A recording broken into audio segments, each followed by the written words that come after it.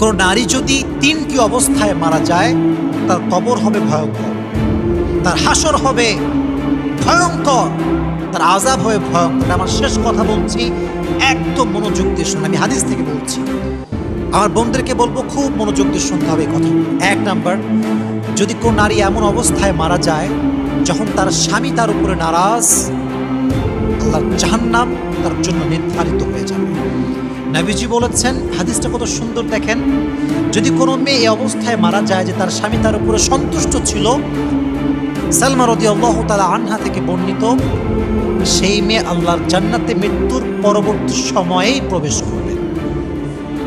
জোরে শুনে সুবহানাল্লাহ পড়েন। আল্লাহর হাবিব যখন জান্নাত এবং জাহান্নামকে ভিজিট করলেন, তিনি দেখলেন জাহান্নামের ভেতরে কিছু নারীর জিহ্বাকে বের করা হয়েছে, পুরো শরীরটা জিহ্বার উপরে চাপিয়ে দিয়ে তাকে